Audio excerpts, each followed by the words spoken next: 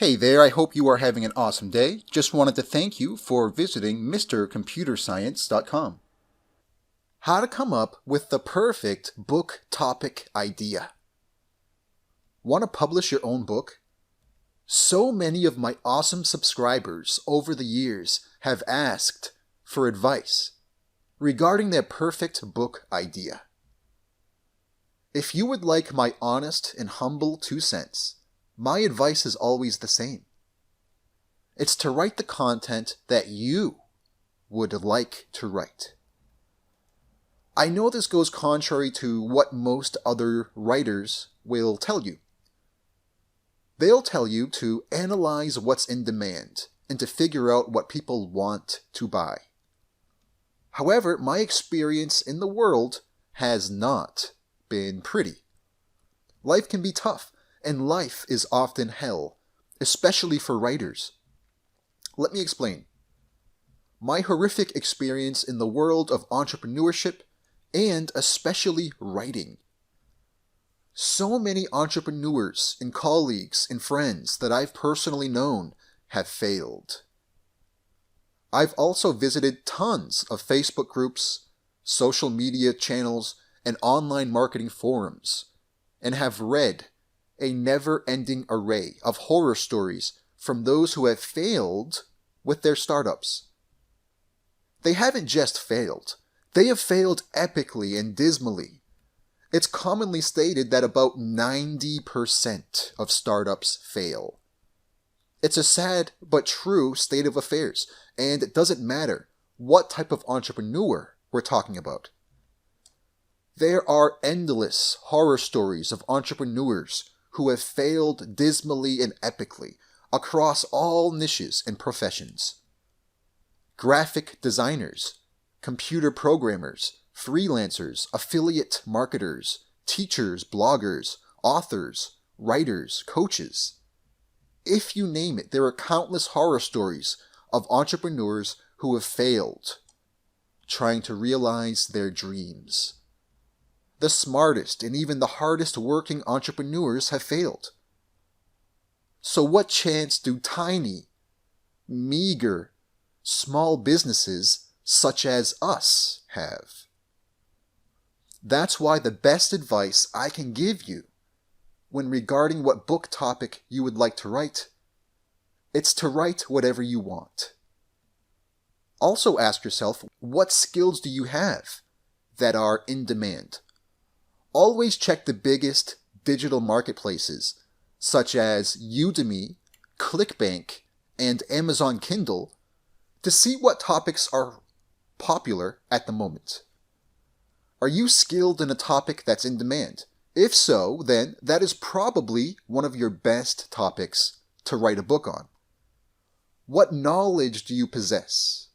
What do you love? What type of books would you write? Even if you knew for a fact that nobody would ever read or buy your books. These are the questions to ask when deciding what topics to write about. Write what motivates and excites you. Because my philosophy is that so many writers, bloggers, and authors end up quitting before they even publish their first book. So my advice is to focus on content that you actually wish to publish. That way, in my opinion, you are statistically more likely to actually finish your book. Also, think about how you can get the most out of your book. As a nonfiction writer, one of the very first things I do after I write a book is I turn that book into a course. The reason I do that is because as a small business, it can be very difficult to motivate yourself to write and publish a book. It's a ton of work with no guarantee of any payoff, right? So when you publish a book, my theory is that it's a great idea to squeeze as much value as you can out of that book. In fact, this is the main reason why I started online teaching. Because I was publishing books anyway. I figured I may as well turn them into courses as well. That way I can theoretically and hopefully make twice the impact from the same amount of content. In my opinion, this statistically doubles the chances of people at least considering to purchase my books and courses. If all else fails, if nobody ever wants to buy my course or my book, well, at the very least, I can give my book or course away for free. At least then I can hopefully have some feedback and reviews and social proof. Or I could relaunch the book later on, once I hopefully establish a bigger following, so these books and courses are a potential asset that I may refer to later.